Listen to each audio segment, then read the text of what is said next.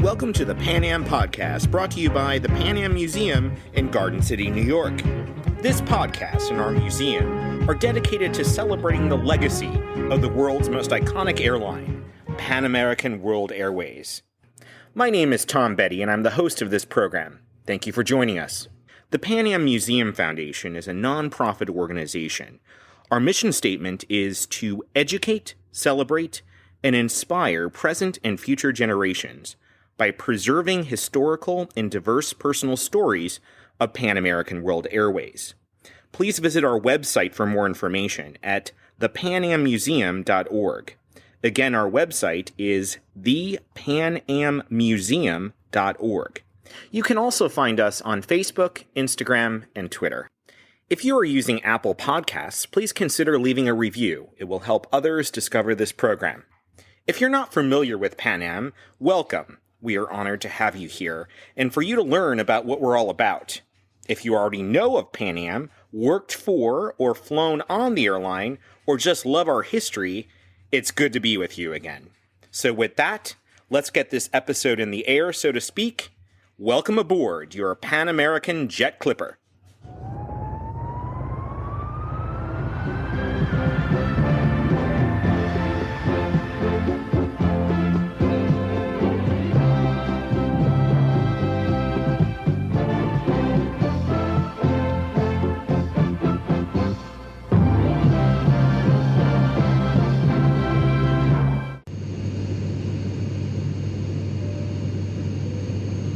Good evening, everyone. This is Captain Marshall speaking. On behalf of the entire crew, I'd like to welcome you aboard your Pan Am Jet Clipper flight from New York to London. Our flight time this evening will be about 6 hours and 40 minutes. We'll be flying at an eventual altitude of 37,000 feet. The weather is forecast to be good, also en route and for our arrival. In the meantime, please enjoy the flight, and we'll see you. I'll make an announcement further along the way with an update. Thanks for flying with us. In this episode, we'll be marking the sad 30th anniversary of Pan American World Airways ceasing operations. And to mark this special milestone, we'll be joined by Ed Trippe, the youngest son of Pan Am's legendary founder Juan Trippe and his wife, Betty Stettinius Trippe. Ed is the founder and chairman of our sister organization, the Pan Am Historical Foundation. But first, here's a news clip from WABC on the evening of December 4th, 1991. The airline that pioneered commercial aviation 50 years ago is grounded tonight. Pan Am went out of business and caught some passengers off guard. Carlos Granda is at Kennedy Airport with a live report. Carlos? Well, Diana, the shutdown caught everyone here at Kennedy Airport by surprise. It's been no secret that Pan Am has been in serious financial trouble for years, but recently it had made a deal with Delta, and some thought Pan Am could survive. But after putting up $115 million, Delta said it would invest no more, and Pan Am stopped flying at 9 o'clock this morning. For passengers on Flight 223 to Santo Domingo, the news came a little too soon. They had already boarded the plane and were getting ready to take off when their flight came to an abrupt end. Belt buckled up and ready to go. And 10 to 15 minutes passed by, and then they said for everyone to get off the plane. Pan Am filed for bankruptcy earlier this year, and with the help of Delta was trying to reorganize as a smaller airline concentrating on Latin America. Today that plan fell through when Delta backed out of the deal and announced it would not give Pan Am $25 million, money Pan Am needed to keep flying. I had a chance to go with Delta, and I didn't because we thought we're going to make it as a smaller airline. And now this. Do you believe this? None of us believe it. We're in shock. Pan Am is the third airline this year to shut down, joining Midway and Eastern. The company, which has 7,500 employees, at one time was the premier airline in the world. It was first with Trans-Pacific and Transatlantic service. Today, it all came to an end. We are officially released from duty, effective immediately. Even though they were out of a job, some employees stayed on to help stranded passengers. We're a tightly knit family here, and we tried all the way to the very end to keep this place together. And whether people believe it or not, we do care here. There was no personal service for callers to Pan Am's reservation number. They only got a recorded message. We are very sorry to advise you that Pan American Airways has suspended operations. All flights are canceled. So some passengers decided to come to the airport. There was confusion as people tried to change to other airlines. We will make the reservations. We do not know if they'll accept your ticket. Well, what do you do if you have a Pan Am ticket? We checked with Delta, and an employee at the counter told us they are accepting Pan Am tickets, but Delta has to fly to your destination. Otherwise, Pan Am says the only way to get your money back is and wait for a refund. Reporting live from Kennedy Airport, Carlos Granda, Channel 7 Eyewitness News. The final passenger flight of Pan American World Airways, an airline in the air since 1927, was Flight 436 from Bridgetown, Barbados to Miami, Florida, a Boeing 727 named Clipper Goodwill, under the command of Captain Mark S. Pyle with First Officer Robert Knox. Captain Pyle, a former naval aviator, began his commercial aviation career with National Airlines in the early 1970s and joined Pan Am in 1980 after the merger. Let's take a listen to Captain Pyle describe the last revenue flight of the legendary airline. This clip is from the 1992 documentary Death of an American Dream, The Pan Am Story by Stepping Stone Productions. So this is the, I guess you could call it the sister ship of the one I flew my last trip in, November 368, which I'm told by maintenance is now in the desert. It's been flown out, and this one I assume will be shortly. When they said it's over, this is something that we had prepared for years at Pan Am. I mean, it had been, in my case, 11 years. My family had wondered from month to month how long the airline would last, and even though emotionally or mentally prepared, I found myself emotionally unprepared, as I'm sure everybody else did. But we were overwhelmed with the sense of loss, and the ladies on the flight attendants were overwhelmed with a sense of grief, almost immediately tearful. Everyone with their own thoughts, private thoughts. And mine, of course, ran the full gamut from, wow, it really happened, even though we knew it would, it finally did, and where do you go, what do you do, and all the way to the sense of enormous loss, and that an historical airline like Pan American was allowed to fall into the abyss. And then as we approached Miami, of course, we were told by ATC that we were the last. Actually, I guess it wasn't ATC, it was the company, radio frequency that we use. Pan Op, we called it, our operations people, said that we were the last ones. And at first I thought they must be joking. Someone, one of my friends or something, had landed before I did, just making some kind of a joke out of the day. And then the engineer assured me, and with tears in his eyes, that we were the last flight. And the tower said, can you do a low pass? Well, I haven't done that since the Navy. You know, so to me this was fun, if nothing else, one last fun with an airplane. So having briefed the passengers so that they would know what to expect, we flew down runway 12 out here, runway 12, about 100 feet with flaps 15 and about 180 knots, nothing too spectacular. I would have liked to have been in at 250 and smoked down the center of the runway, but I didn't want any fear amongst the people any more than they would have to have. So we just did a very nice, easy, nonchalant, low pass and over the field and pulled up and came back around for a landing. And I think that all of us in the cockpit were doing fairly well with our emotions until we saw the fire trucks lined up and the emergency vehicles and the Pan Am ground crew people and airport personnel and policemen and everybody else lined up to greet the airplane.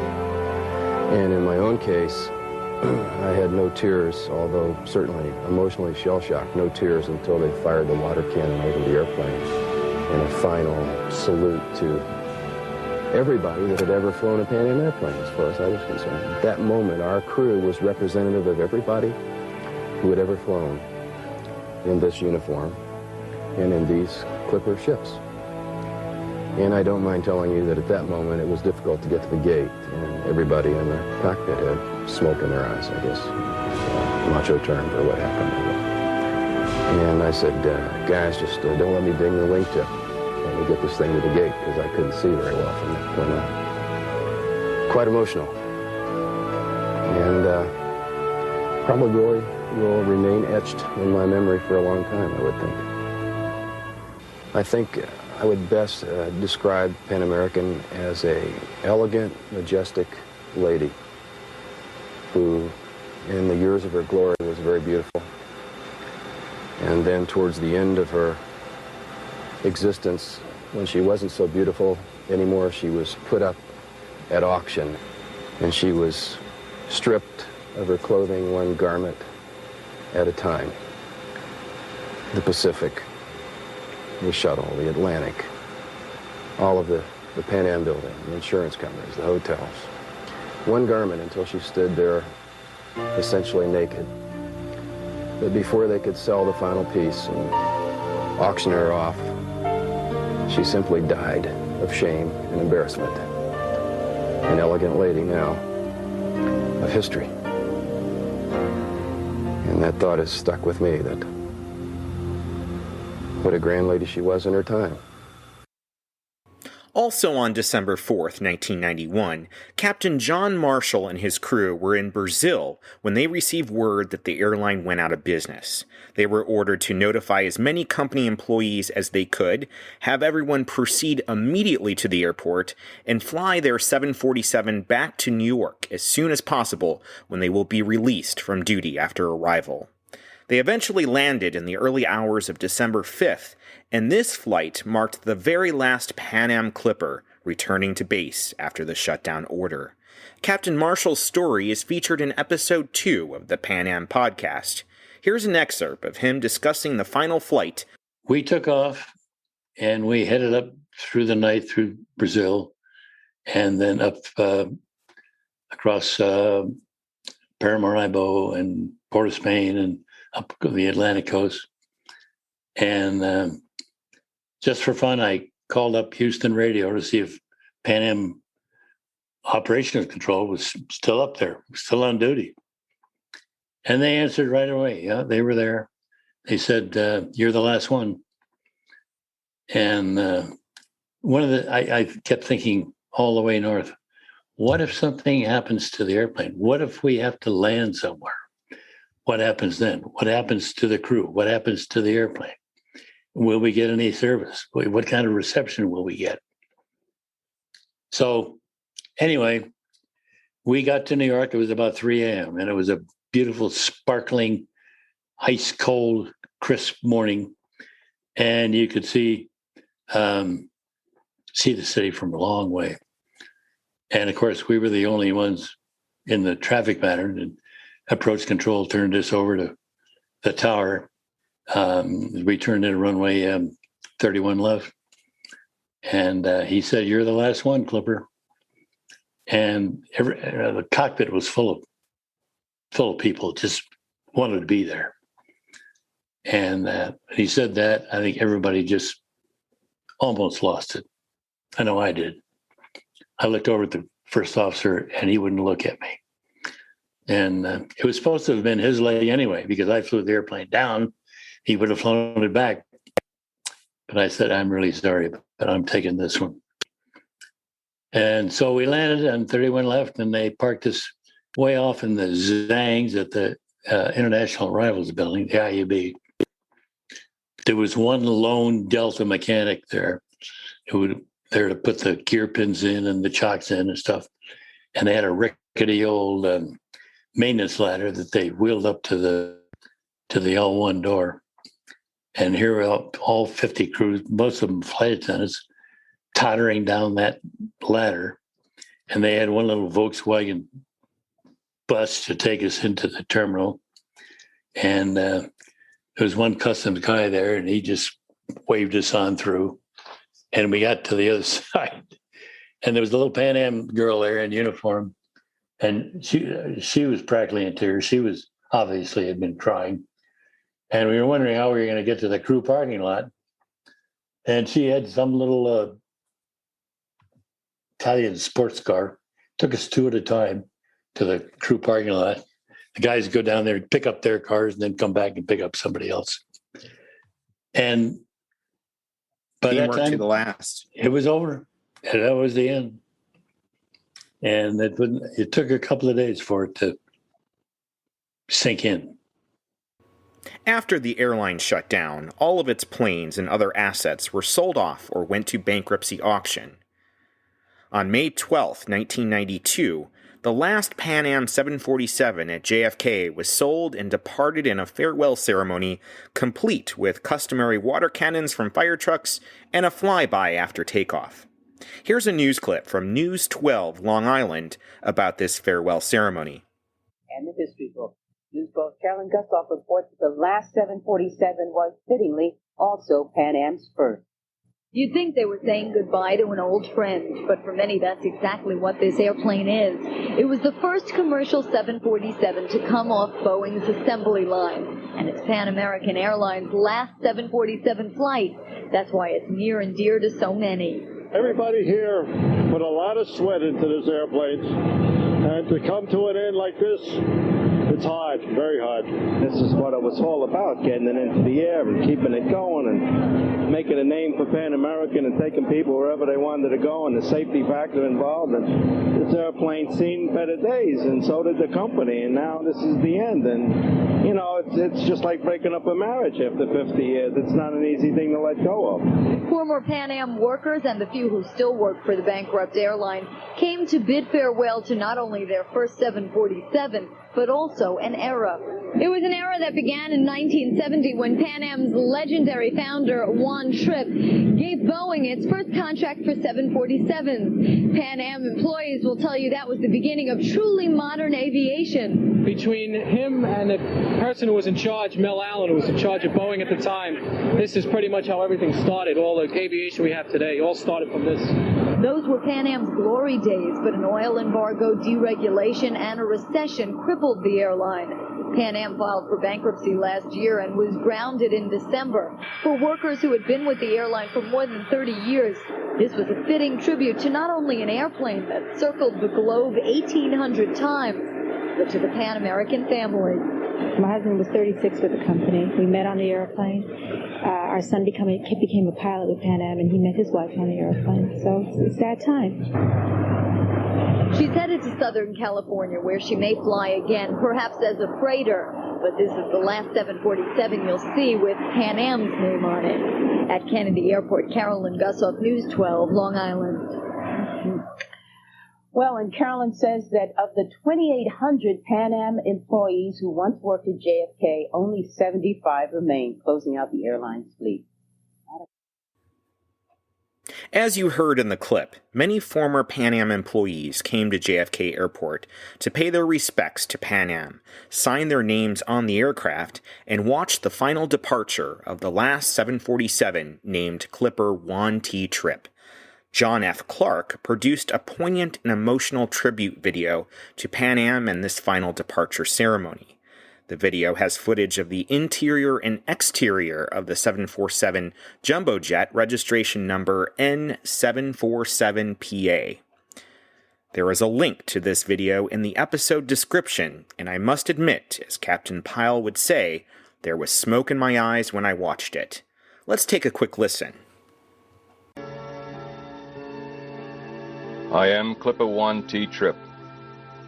Over 20 years ago I was born, the first commercial 747 to fly.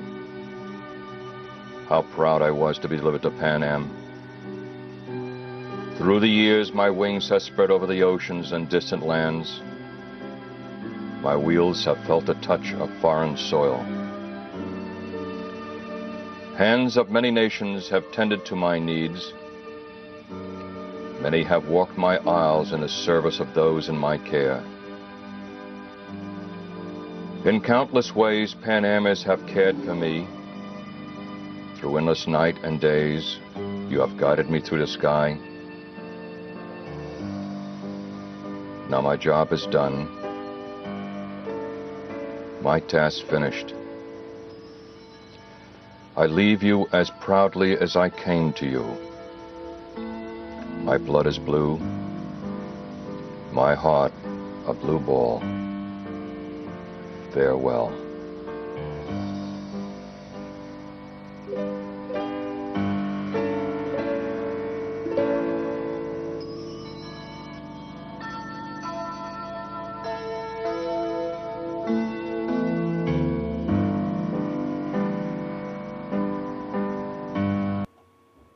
Before we go on to our interview with Ed Trippe, here is the very last commercial of Pan American World Airways, released in early 1991. There's one airline that flies to more cities in Europe than all other U.S. airlines combined. And right now, that airline is offering more low Eurosaver fares to more of Europe than all other U.S. airlines combined. Plus, discounts on hotels and rental cars.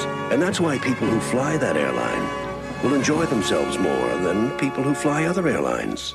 The airline, Pan Am, the #1 airline to Europe.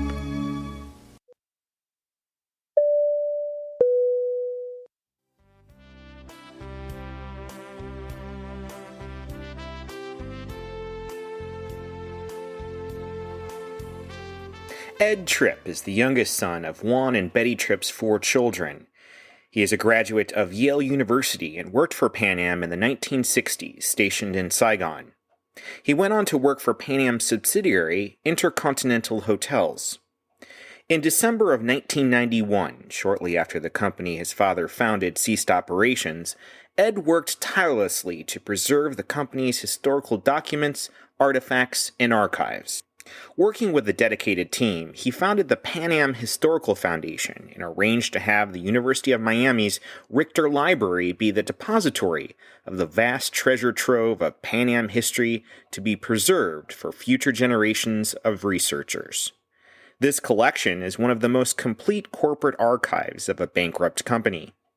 In addition to preserving Pan Am history, Ed organized many memorable Pan Am-related adventure trips through the Pan Am Historical Foundation.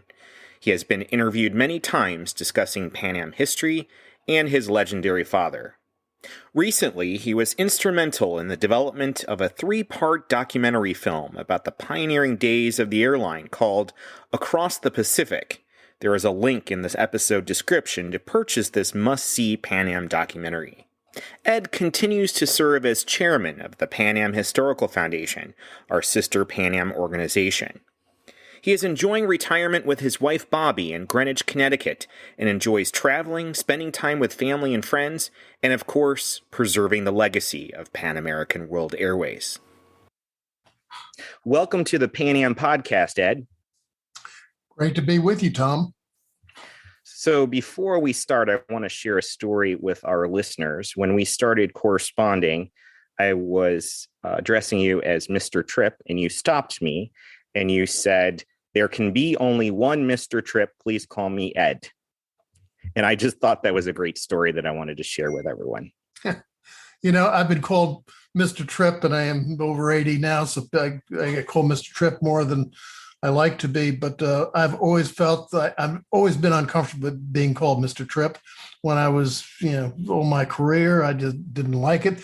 There really was only one Mr. Trippe, and I was used to having people call him Mr. Trippe. Well, we're certainly going to talk about him in this episode. So why don't we begin with talking about your mom and your dad, and let's go back to your childhood. All right. Well, I was the youngest of 4 children, so I came into the world in 1941 when Dad was 41 years old.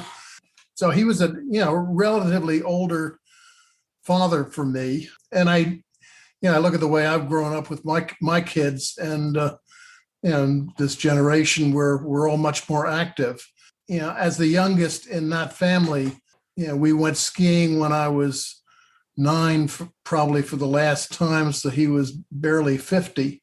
And that was sort of the end of it. He was an avid golfer, walked the golf course. But I grew up sort of in a family that was not terribly active and certainly in today's life, prematurely old, and certainly we lost them prematurely. Did your family travel a lot, seeing that your dad was the CEO and chairman of Pan American? We didn't travel that much. I mean, I don't, compared to how do you measure that? Certainly before the pandemic, seems to me we travel a lot more these days. It's a lot easier. It was a lot more romantic in those days. But I can, remember, we lived at 10 Gracie Square in New York, Midtown New York. great apartment, and dad, I could just remember, coming home from school, and Dad would be in Washington again. And he probably went to Washington twice a week, every other week. And that would seem to be, so in terms of travel, he was away a fair amount, but it wasn't off to exotic places around the world. It was back and forth down to Washington. Then, of course, he had the old B-23, which was an old converted bomber, which is a story in itself. That old aircraft was a workhorse, but so that would ferry him back and forth, and other Pan Am executives back and forth from New York to Washington, but in terms of other travel, we didn't travel that much as a family. Maybe around Christmas we might go to Florida in the old days, pre-50s, late 40s. And then we began to go to Bermuda, and then ultimately he developed a property down in the Bahamas, and we used to go down to the Bahamas. But apart from that, there were not. There was one exotic, wonderful trip to Switzerland skiing in I guess 1948, 1949. That was really the only international, apart from Bermuda, international trip that I can really remember as a child growing up. There weren't a lot of other trips to Europe or Asia, certainly not. I had the ability, obviously, as I grew up, to travel more, but we didn't travel as a family. Apart from his frequent trips to Washington, they had their annual director's trip, which would go to someplace in the world, which was usually with a bunch of senior editors and important people in the business community and board members. So that was an annual trip. He used to go to the IATA conference, and I remember actually going with him on one of those trips, probably 1948 or 49 when it was in Paris. But other than that, they didn't travel an awful lot. In the later years, they had their annual trip out to Seattle and then on up to Alaska with Bill Allen, and Bill Allen put together a whole group of great friends, and they'd go salmon fishing. And I think that's where that famous phrase, you build it, I'll buy it, I'll buy it if you build it, with Bill Allen. I think that's where that phrase came from, that exchange came from, because they would have a wonderful time fishing together. Fascinating. So your father, Juan Trippe, the founder of Pan Am, longtime chairman, CEO, is legendary in corporate history. Tell us a little bit about the father that you knew. He was probably a different father than people knew him as a chief executive colleague in the office. In some respects, but in other respects, he had the same attributes. He was terribly stubborn. It was his way, and he was very firm about wanting to do things his way, but never raised his voice. It would be more sort of, he had a wonderful expression about saying, "Don't you see?" And he'd say, "Don't you see?" to you just were blue at listening to it, but it was, "Don't you see?" And you finally do see, and you come around to his point of view. But growing up with him, he was a very private man. They didn't go out at all, really.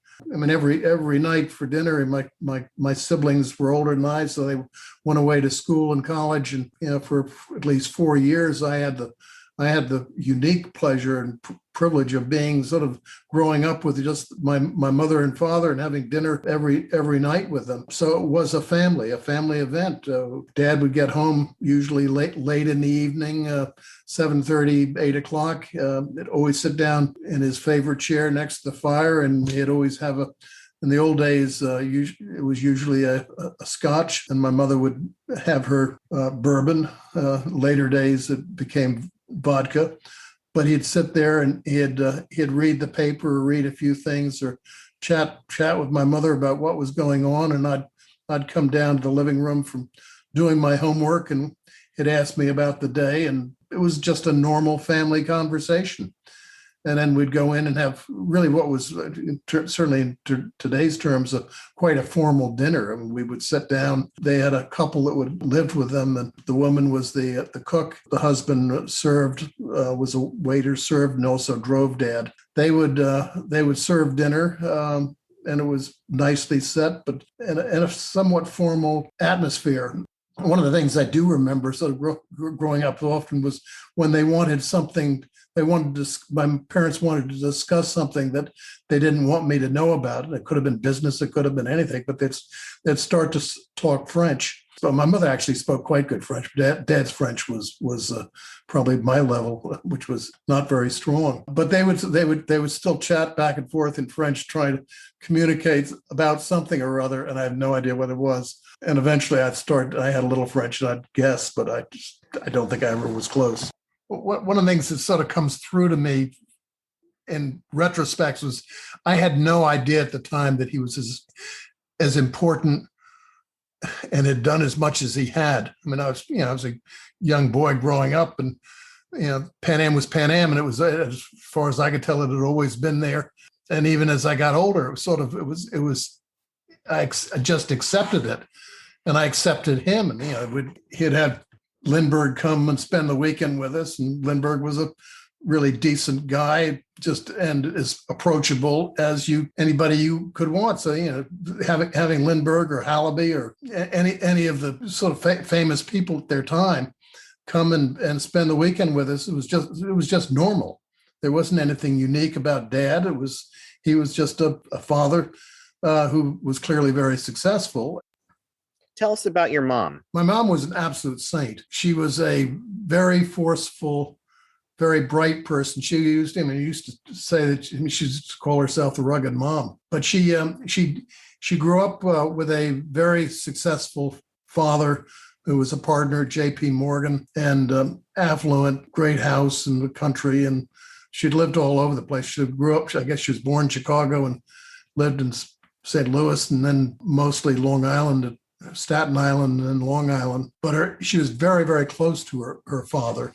And a lot of the values that she held were certainly values that came from her father. Obviously, he died when she was 21 years old. He was barely 50, I think. But she was very young, and had just met Dad. And I think he had the opportunity to meet Mr. Stettinius, but she was much closer to her father than she was her mother. Her mother was a very forceful woman, very sort of caught up with the social life and being the wife of a partner of Morgan, and used to traveling a lot and used to traveling in style. She was definitely not close to her mother, and losing her father early on.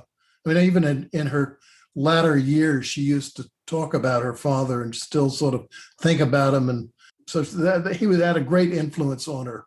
But she was a very, probably had the most influence on all of us, the children, all of us growing up, because she was, the constant presence. She didn't believe in having a whole lot of babysitters and help around. She wanted to look after us herself to the extent she could. And often, when they would go away and I was left at home, I was shipped off to a cousin's house rather than having a babysitter or somebody come in and look after me. So it was my mother's influence on all of us was profound, and her influence on Dad was profound. He was very much she was very much a guiding star in terms of keeping him focused on what was important, the mundane things of helping him with remember names. He was useless, absolutely hopeless in remembering people's names. And she had a very good memory for names, and would be at his elbow introducing herself, and therefore saying the people they were meeting their name. So nice to meet you, so-and-so. So Dad, when he had the need, then would repeat back the name. That's brilliant. So let's talk about your uncle, your mother's brother, 48th United States Secretary of State, and the first United States ambassador to the United Nations. He was, I knew Uncle Ed. I met him, but he died when he was 48 years old. So I guess I was 8 years old. He spent after he'd stepped down after the United Nations conference and all, and he was beginning to get sick. He had a very weak heart, eventually died of a heart attack. But he spent time at our house in Greenwich and rented a great super yacht out of Sag Harbor on Long Island, and I remember visiting with him, and he was a very personable, kind guy. I don't remember conversations with him. I just remember his gentleness, and maybe that was a function of his health at the time. But he was clearly a super individual and extremely well respected. And the relationship between Ed Stettinius and my mother was very, very close. Of all the children, he was the second youngest, and my mother was the youngest. So obviously they grew up being close as children and remained close all through their lives. Let's get back to the love story of your parents. I recently watched Across the Pacific on PBS. It's also available on iTunes to purchase. What a great documentary, 3-part documentary. And what really struck me through the whole viewing it is this great love story between your parents. It was, the story as told in Across the Pacific was the early days. And it was sort of it was a side of Dad I never saw before, where he was sort of definitely courting somebody, showing extreme emotion and writing in language. His letters were very emotional. They were real love letters. But he was struggling when they first met. He was just in the process of leaving Colonial Air Transport and forming Pan American Airways, or Aviation Corporation of America, and then merging it with Pan Am. And that whole process involved extensive negotiations with the two other airlines and his shareholders, and of course the post office, and the control of air route, the mail route to Cuba was, that was the bacon that made it all work, and the influence that people had. So it was a struggle. It was a difficult time for Dad trying to get this airline launched, the financing in place. It was a time in 1920s, late 20s, when this was really just a year after Lindbergh had flown the Atlantic. So the future of aviation at that point was really very uncertain. It was a young man's game. My grandfather was failing and died. My grandmother was really unsure about this man, Juan Trippe. He seemed very personable. He seemed attractive. Clearly a bright young man with a good education, lots of appropriate friends who came from the appropriate background, as she would have put it. But she was really unsure about whether he was suitable given this crazy idea about aviation. So she sent my mother away to France and Europe to try to forget about him. I guess that's what you did with children that you wanted to break up a relationship that wasn't appropriate or wasn't what you wanted. And the relationship, was sound. It wasn't going anywhere. And the letters between the two of them, these love letters, I mean, they really were love letters. Dad would go on for 2 pages about business issues and the struggles and the problems, and then close saying, how much he missed her, and that he was struggling and he couldn't go on without seeing her, and wasn't sure the whole effort was worth it. And she would write back and saying, telling him to stick with it, that she had confidence in him, she was sure it was going to work, and don't think about quitting. So she was there, supporting him. He was so dogged in his determination to make it happen, which was his character. He just was dogged in terms of trying to make it work, bring the people to the table and make them, commit to the future. But her relationship and her support during all this period was so symptomatic of such a reflection of her relationship with him all through their life. What did you learn that surprised you in looking at these letters and during the production of this documentary? Looking at the letters, I was amazed at the emotion that Dad exhibited, because I never saw it in later life. And he was, I came along, as I said, late in he was 41 years old. So a lot of the love and tenderness and as exhibited as you would expect in a younger couple was, they'd matured at that point and were much more worldly and But reading the letters, I see this whole different side of him, which was just really emotional and really sensitive, which I didn't really see in him as an older man. But it was clearly there. I mean, he was very sensitive about people, so I maybe showed up there.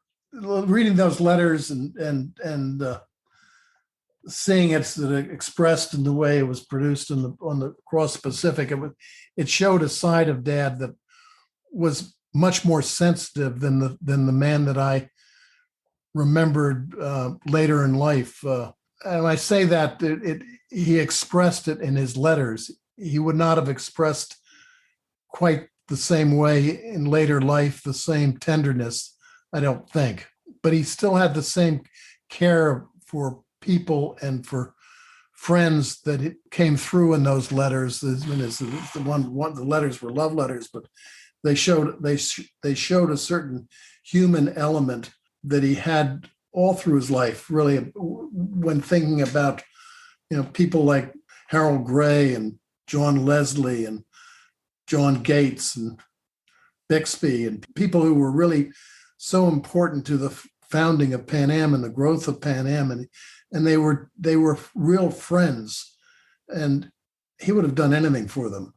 And it's that kind of emotion that maybe comes through in the love letters in a different way, because they were love letters, not letters to speaking about friends. But there was a tenderness that was there that I saw in later years, but never saw in the same manner that the letters were expressed.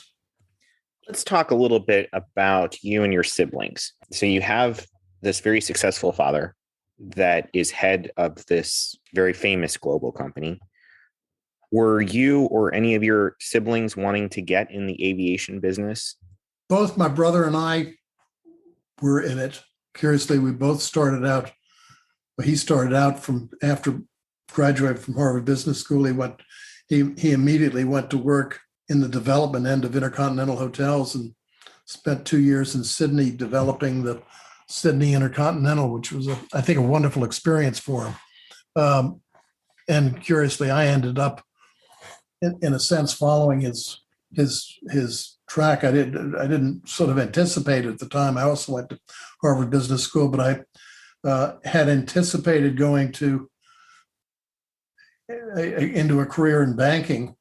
And my roommate in college was killed in Vietnam, and I felt very suddenly, really very strong feeling, and I got that strong feeling. Frankly, came from Dad about doing my part.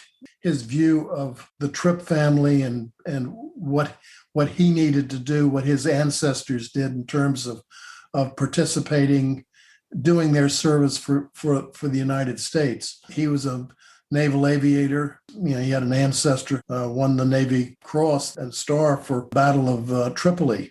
And there are a bunch of ships named after John Trippe. Lieutenant John Trippe was very important in terms of what he gave to his country and what he, therefore, the values that he represented that Dad always felt were important, both in terms of military service, which he did.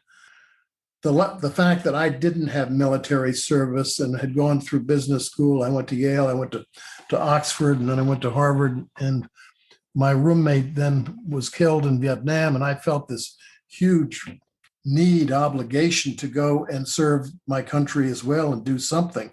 But I was newly married, 6 months married, and I made a sort of a snap decision. I'm going to give up my opportunity that I had, the offer I had to go into banking. And I must have talked to Dad about it, because I ended up having a conversation with Jerry O'Donnell, who was vice president of Pan Am for the Pacific Asia division. He put me in as the first military traffic manager for Pan Am in Saigon. That was my military experience. And as I said, I went there largely because my roommate, a close friend, had been killed in Vietnam, and I felt I needed to do my part. My brother, Charlie, we were talking about careers and how you got into Pan Am. He started in Intercontinental did quite well. He became the chief financial officer. And then there was an opportunity for him to move over into Pan Am, into a treasury function. And he moved there, I think, thinking he could make a difference. He, like all of us, had great affection for the company.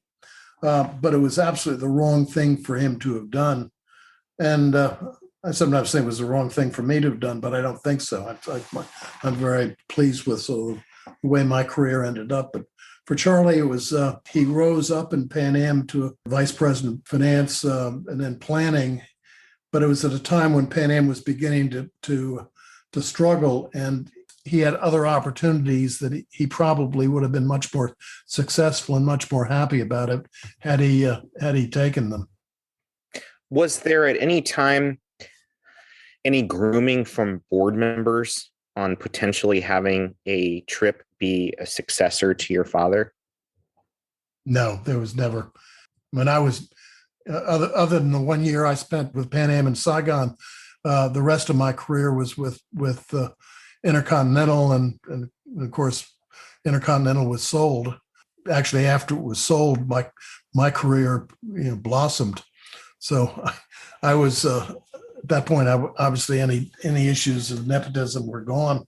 I don't think there was never any suggestion, any thought that a Trippe would succeed. It was not a family company. I mean, it was Dad may have been the founder, but it was not the Ford Motor Company. Let's go back to your time in Vietnam. We had Captain Dave Bridges on the program, and he mentioned that he was waiting to take off in a 707, and there was a whole bunch of tracers in the air that him and his co-pilot could see. And once he got clearance from the tower, everything stopped, and he was able to take off without incident. Can you share some stories that you experienced while you were in Vietnam? I went to Vietnam first in July, I guess, 1967, right after I'd graduated from business school.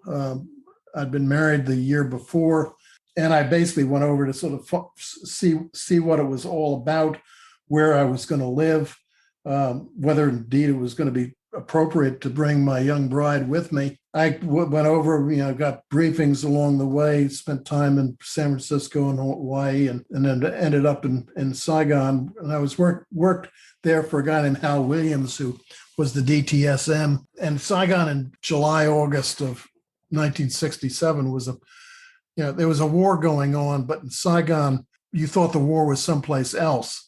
You were conscious of obviously a lot of troop movements and trucks and traffic and the military, and the airport was a major airport, but it wasn't a battleground. The hospital, you'd see the coffins there, and you're aware of the war around you. But I can remember staying in the Majestic Hotel and having drinks, and this was actually after my wife joined me in August or September, and we were living in the Majestic Hotel for a month until we moved into our little cottage, and we'd sit on the roof and we'd watch this bombing.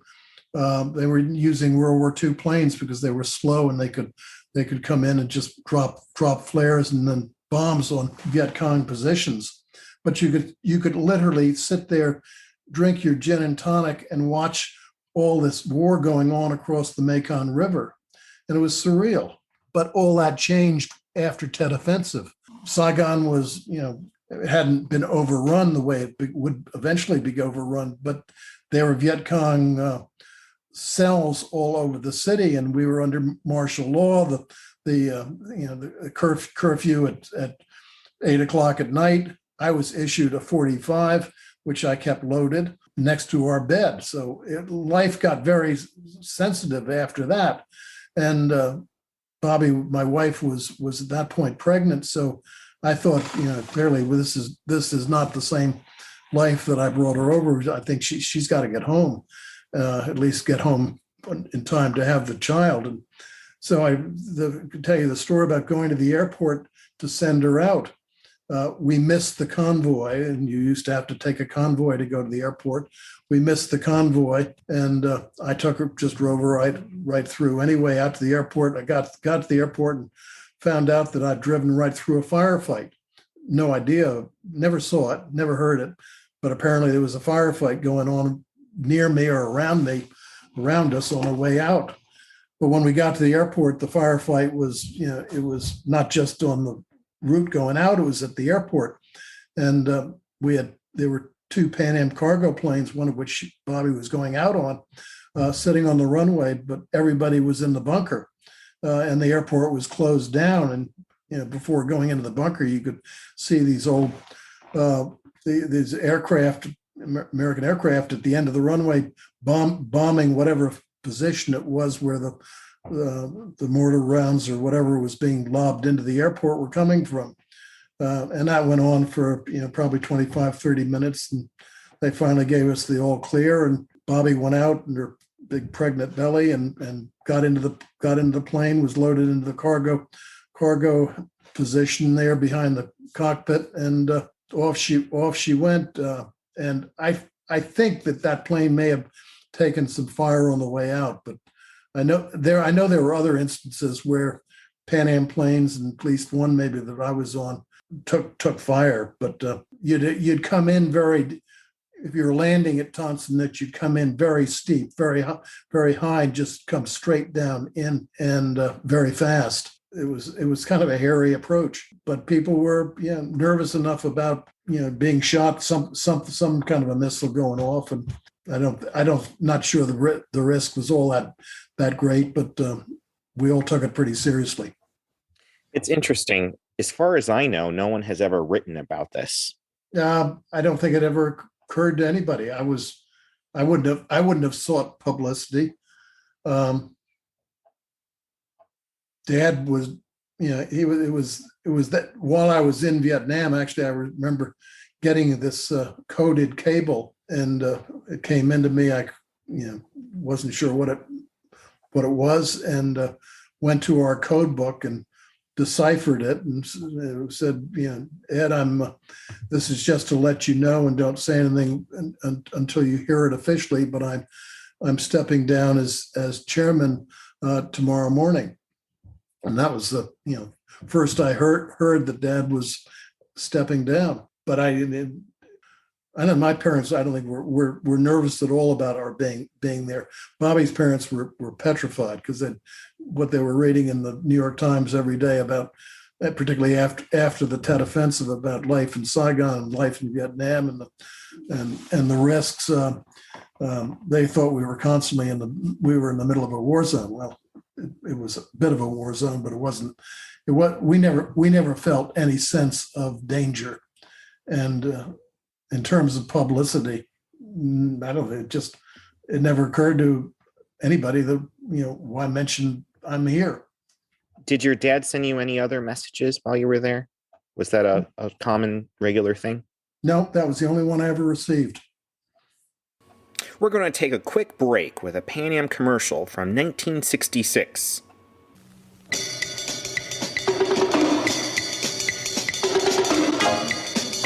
When business takes you to New York, take your wife along.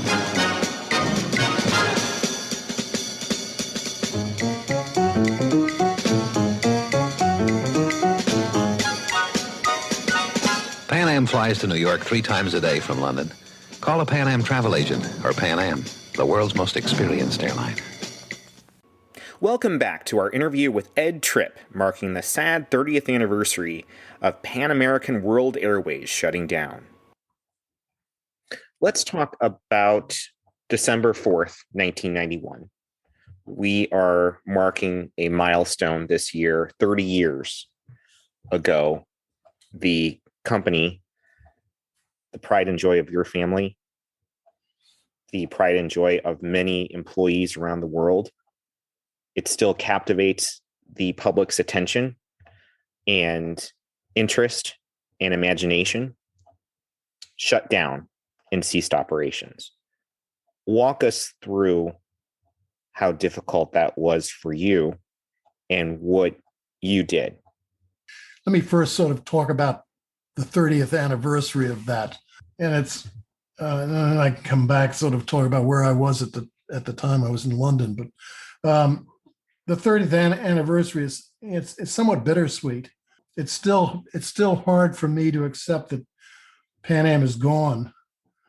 I mean, there's just so many great memories of the airline and our time with it or with Intercontinental or related to it. I was just going through some files the other day, and I don't know why I happened to see this 1987 timetable, but it was, on the front of the timetable, it said, celebrating 60 years, taking off for 60 more.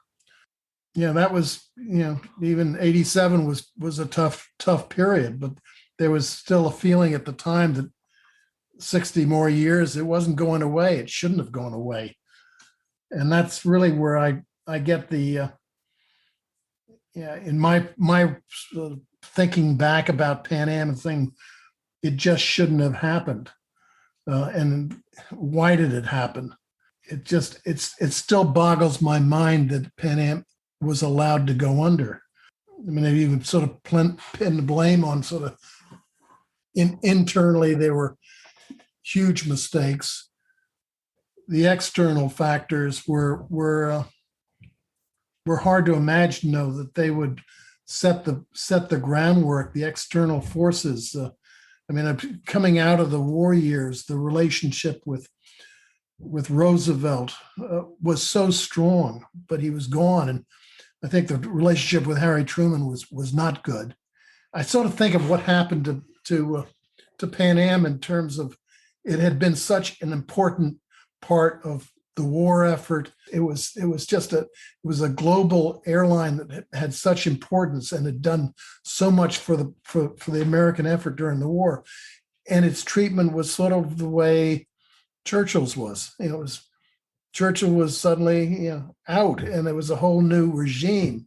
And that really was what was happening in the United States. There was a new regime coming in with new values, new objectives, and a much more stronger domestic power base that were supportive of deregulation and supportive of the national airlines, all the local carriers, whether Delta or Braniff or Northwest or American TWA, all these airlines had their national U.S. constituencies, their lobbying force behind them. And Pan Am didn't have anything. Pan Am was without a country, in a sense. And after the war, during the war years, the country was so united behind what Pan Am was doing that it could have done anything.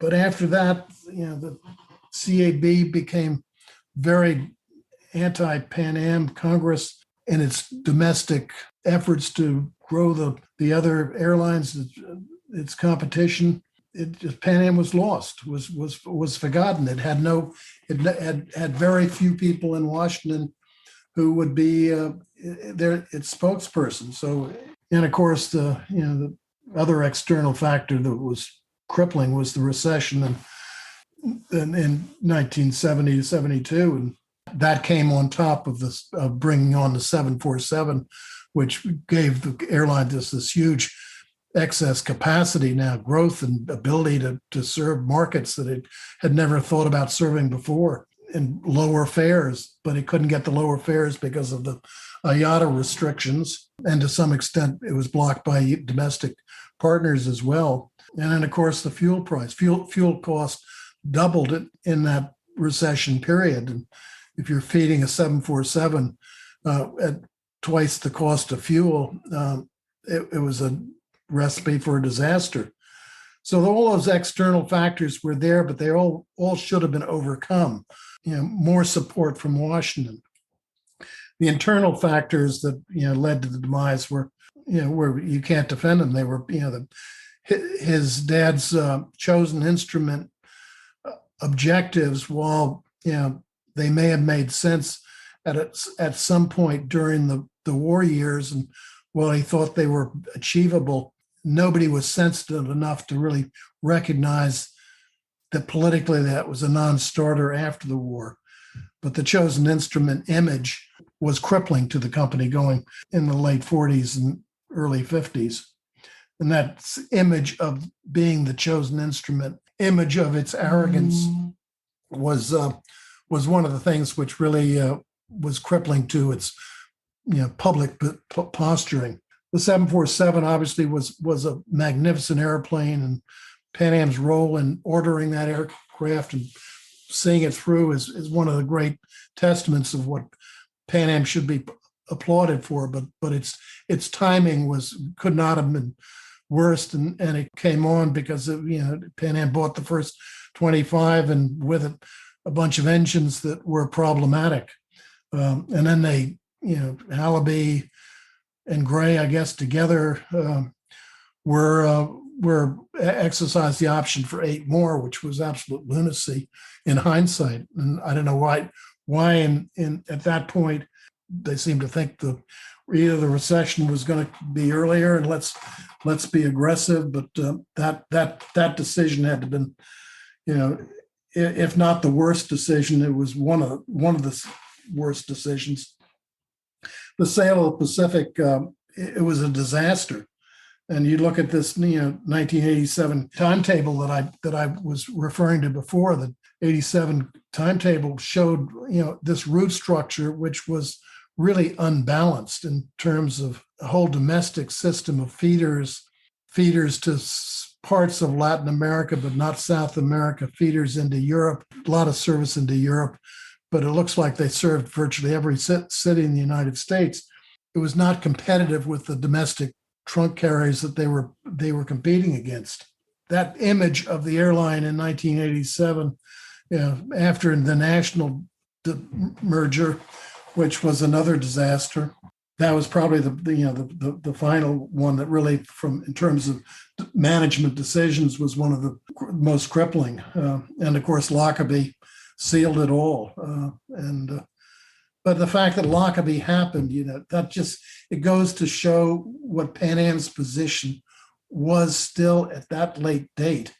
It was still the icon of American aviation, that it would be the target of a terrorist bomb. The 30th anniversary comes and goes, and I can't look at it without thinking that the airline still should be here. And it's still inconceivable why it isn't here. It collapsed, it closed up under George Bush 41's watch, and he was my father's godson. His father, Prescott Bush, Senator Bush, was one of his closest friends, and President Bush 41 was a close friend as well. And I think he tried all he could, but at that late stage, I guess it was a non-starter to think about how it could be saved. But you did spring into action after the company ceased operations, correct? Yeah, when the company closed, I at that point was working in a project in Bermuda, which was pretty all-consuming for me at the time, and a group of Pan Am executives came to me and said, "We've got to do something to salvage the memorabilia and archives of the company, and we need to. There wasn't a Pan Am Foundation that had existed prior to Dad's demise, and that had folded. So we realized we needed to create a new vehicle to acquire the archives, raise money, and go after them. And we had a fairly short fuse in terms of the time, but enough that we could do what we had to do. So we formed, the group involved were Jerry O'Donnell, Montgomery, Norm Blake, George Doubleday, Kathleen Clare, of course, was extremely active. Paul Roychik became extremely active in the effort. But we all joined together, and Stan Gewirtz was very active at that point too, and formed the corporate. Actually, we took over an existing foundation that had been set up by a group of Pan Am pilots in Florida, which they had, I think, had originally had a hope that they were going to find an old seaplane and find it on the bottom of the ocean and rebuild it. And that was the purpose of the foundation. But they were happy that effort was not going anywhere, and they were happy just to turn that foundation over to us, and we renamed it the Pan Am Historical Foundation. But our efforts from the outset were, find out what was going on, and the Pan Am, group that were steering the bankruptcy were very helpful to us and guiding us along the way. But there was a lot of interest in the Pan Am memorabilia and archives, and clearly the bankruptcy court was not going to give us an inside deal. And it became clear after we researched it that this was going to be an effort beyond our financial capability on our own, and we needed partners. And we found early on that the University of Miami Richter Library was one of the groups that were most interested in the archive collection. And of course, we had no interest and no capability in managing the archives if we were able to acquire them. So we needed a partner. So we joint ventured with the University of Miami Richter Library and History Miami to acquire the archives, and we probably put up the lion's share, and the university put up a significant amount, and we were successful, and suddenly found ourselves looking at several hundred file boxes of Pan Am memorabilia and archives in a New Jersey warehouse, and what do we do with it now? And that was a whole nother saga. We suddenly found ourselves having won the auction, been successful in the bankruptcy proceedings, and had in our hand these archives, which were all sitting in a warehouse in New Jersey, several warehouses actually, but there were hundreds of file boxes, and we didn't know what was in them. Paul Roach and Kathleen Clare together organized these teams of Pan Am people who would go out there and take a bus out once a week, and we'd have sandwiches and coffee, and we would organize the file boxes so that each one was opened and each one was cataloged, and we knew what was in it, and then we'd start to go through it, and only the most important stuff was salvaged, and there were hundreds of ticket files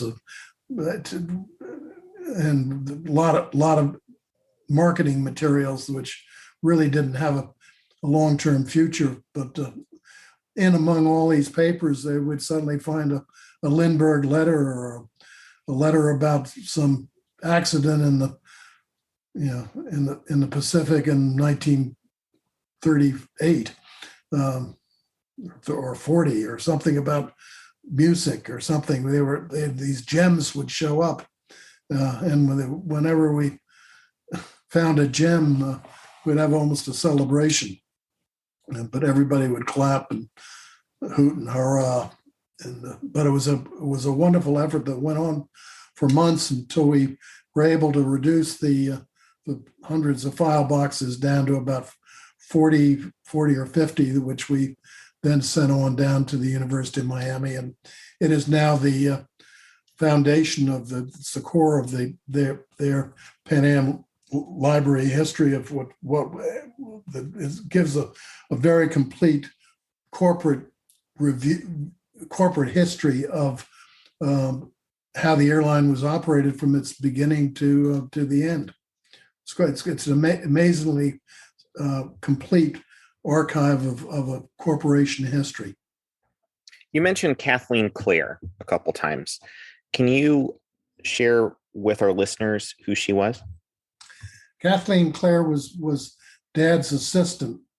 I mean, she was called a secretary. She was definitely his assistant, and she joined him in, I think, about 1938.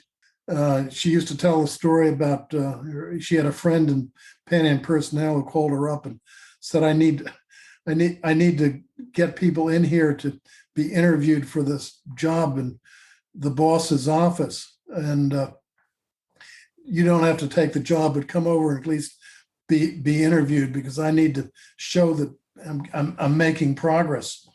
So she came over and she had this short interview with Dad, and it went on for an hour or so, which was long for a meeting with Juan Trippe. And at the end of it, he said, "Well, when can you start?" And she said, "Well, what do you mean, when can I start? I've got a job. I can't start. I have to give notice, and I'm not sure what the job is." And he said, "Well, you're going to be my assistant." She said, "Well, let me think about it." And he said, "Well, don't think too long, but when can you start?" "Well, I could give notice." "Well, can you start next week?"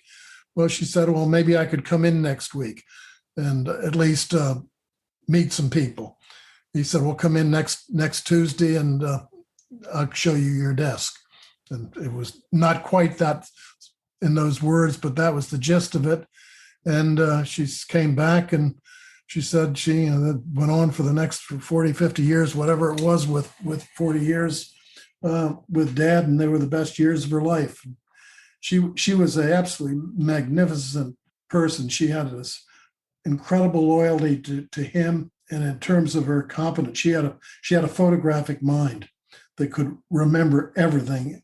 And so obviously for him, it was an amazing resource. And for us with the foundation, she was an amazing resource, because anything we had a question, we were trying to, we had a couple of false starts trying to create a documentary film, and we'd meet with producers and we'd have questions would come up, and Kathleen would always have the answer. So, but she was an extraordinary person. She lived till she was 100 years old, and she was as sharp almost at the end as she was 60 years earlier. Fascinating. So what is it about Pan Am that still captures the public's attention after all these years? I think Pan Am was it was the first airline that really saw the future in international aviation, saw the future of aviation, and did something about it. They were so committed early on to developing navigation, developing aircraft that could cross the oceans. I mean, one of Dad's, I remember him talking about this, but one of his sort of fundamental theses about aviation and commercial aviation was you need to keep pushing the envelope to find airplanes that could fly farther, carry bigger payloads, and go faster.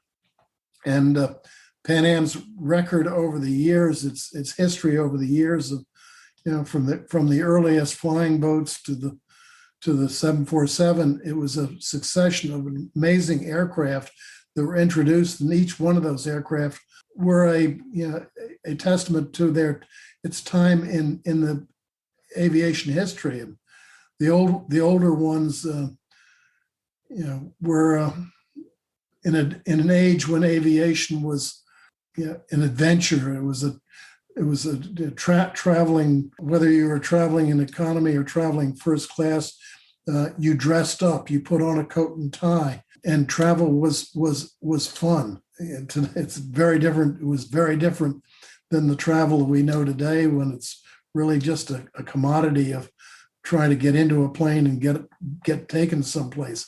There's no joy in it. But the old Pan Am, which it is remembered for with its wonderful aircraft and wonderful service, and the experience of flying in the 40s and the 50s and the 60s and even 70s, was really at a period when aviation was growing so fast and changing. And that's why Pan Am is remembered.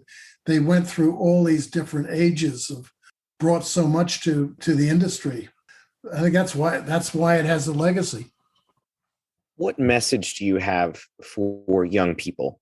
Because right now, if you are younger than the age of 30, you would never have had an opportunity to fly on Pan Am. What message do you have for younger people on why Pan Am history is important? The history is important because it's an example over a fairly long period of time of a company that grew and changed the world.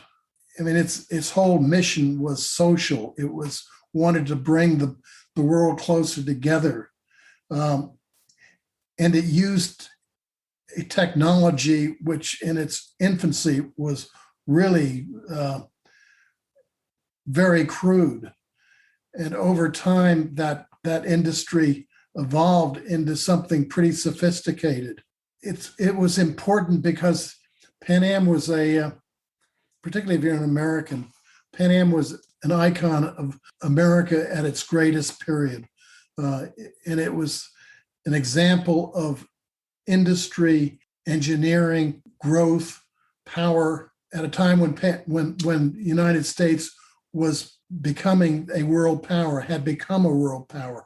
And Pan Am was the leader in extending that image. It was such a forceful company in terms of its position in the marketplace internationally.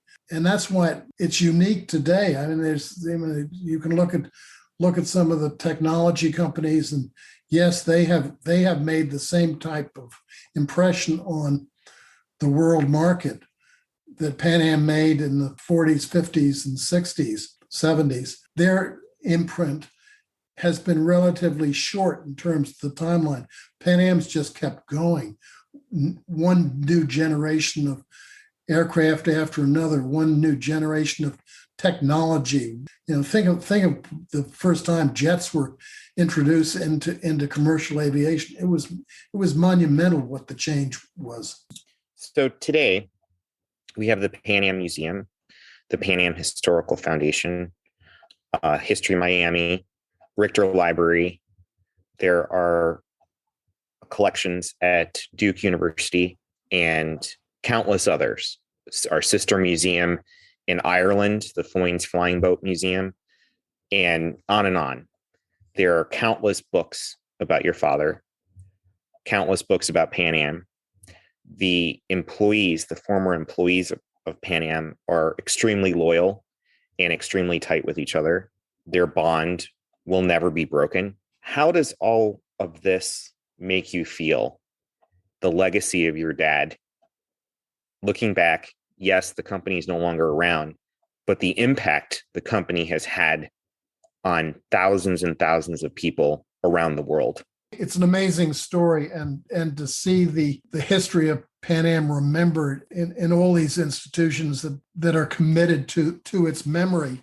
It's fantastic for me to see that this dream that Dad had, has not been forgotten. I mean, it's bittersweet because it's not here anymore, and it should be here.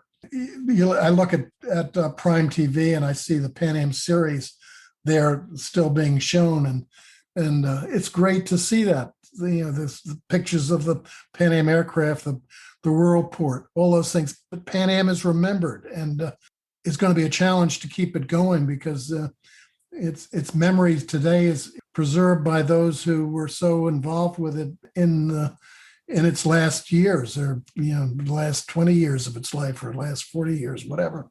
They all remember it, and they all remember it. Once they're gone, it's hard to know, other than the memory will exist in institutions like the Richter Library, like San Francisco, like the Museum Foundation at the Cradle of Aviation, Foynes. I mean, all these are wonderful institutions which will preserve it. But it's hard. It gets harder as the generation passes that were the last of the Pan Amers, and it's a real challenge after we're all gone. How do we keep this legacy going? Because it's a legacy that will endure on its own because it's such a phenomenal story. But its legs are weakened without the members of the community that were made Pan Am at the end. Anything else you'd like to add to this interview? One thing I probably should talk a bit about. Pan Am was so much of Dad's life, but it was by no means his whole life. He, particularly in the latter years, as he began to shed some of the management responsibilities onto others, he took on other roles in business and education. He was very active on the Yale Corporation the latter part of his whole life. And Yale meant a great deal to him. He was one of the more active members on the Chrysler Corporation board. And there's actually a wonderful story about how he ends up getting on the Chrysler board. In the 30s, of course, they had their offices in the Chrysler building, I think on about the 45th floor. And Chrysler had its own headquarters in the building. And he was out at lunch one day and walks into the elevator, and Walter Chrysler walks in right after him, and he's got something under his coat that he's covering up. Dad said to Walter Chrysler, "What's that under your coat there?" And he said, "Well, come on up to my floor and get off, and I'll show it to you." And he gets off at the Chrysler floor, and Walter Chrysler opens up, takes the coat off this package, and shows him the next year, must have been a sort of a 1939 or 38 new Chrysler car that's about to come out. Or it's at least in the design stage. And Dad takes a look at it. He said, "Well, I bet you my hat that'll go faster backwards than it will forward." And Walter Chrysler looked at him askew and said, "What are you talking about?" He said, "Let's take it and put it in a wind tunnel and test it. But I bet you my hat or your hat that it'll go faster backwards than it will forward." And they did that, and indeed it went faster backward than it did forward, because the shape of the car was the opposite of a wing. And they, over time, I guess, changed that. But out of that meeting, Dad was asked to come on the Chrysler Corporation board, and in later years, much later years, in the 50s, Chrysler went through a terrible period. Several periods which were difficult, but this was one of their first. And he ended up spending the better part of 6 months or a year reorganizing Chrysler. And at the end of it, he was asked whether he would take a position as CEO of Chrysler and leave Pan Am. And of course, he declined. And that was one of the Chrysler was important to him. The MetLife board was important to him. And the business council probably gave him more entree into Washington than any other activity that he could have had. But he took his responsibilities on the business council with other chief executives very seriously, and they were advisors to presidents, and some presidents took their counsel and paid attention. Others didn't pay as much, but those were all activities. And then, of course, in later years, he got involved in a project in Bermuda and then the one in the Bahamas, which neither one turned out to be terribly successful. Were quite unsuccessful. How involved was he during the 1970s when Pan Am was struggling? He was involved when Halliby was taking over and Gray was giving up his position, and Gray, of course, was quite sick at that point with cancer. He became very involved with the group who were unhappy with the direction Halliby was going. Halliby was an interesting guy. He was a very capable guy, a very smart guy, but the wrong guy at the wrong time. In a robust economy with a growth that clearly they thought they were going to have when they ordered the 747, Halliby would have been a very good chief executive in my judgment. He was personable, bright, articulate, and had really some very good qualities. But he was not a good person to run a company that needed to be contracted, needed to squeeze down, needed to adjust for the future. So in any case, Dad was very involved in at that point leading up to Halliby's being removed and Bill Sewell coming in.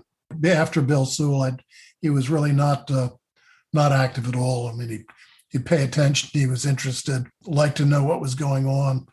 He was certainly briefed, but he was not at all influential. Did he ever express any anger or disappointment in some of the decisions that were made?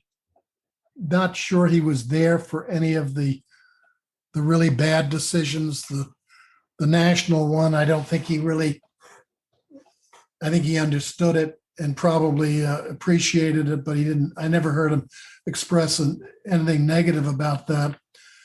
I think he'd gone by the time, he died by the time the Pacific was sold. And clearly the sale of the Pan Am building and Intercontinental and all of the other major assets of the company, he was long gone at that point. How would you like your parents to be remembered? Oh, I think they're remembered well the way they have been recorded. They are dad is the visionary. My mother is the strong, silent, not so silent at times, partner. Well, sir, it's been a pleasure interviewing you and an honor.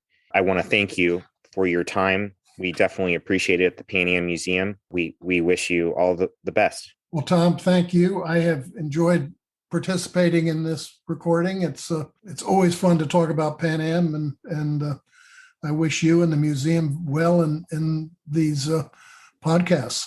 Thank you so much.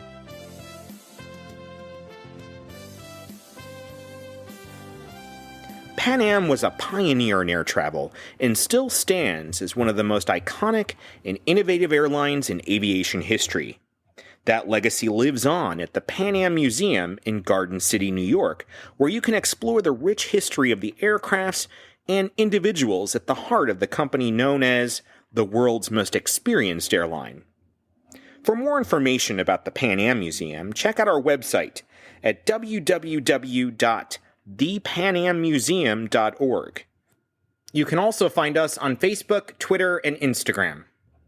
As was once a tagline in one of our commercials, we would greatly appreciate your support to help the Pan Am Museum continue making the going great. You can also support the museum by shopping on our online store for all things Pan Am, accessories, apparel, jewelry, books, models, and posters. We want to hear from you. If you have a question for us or want to share your story, our email address is podcast@thepanammuseum.org.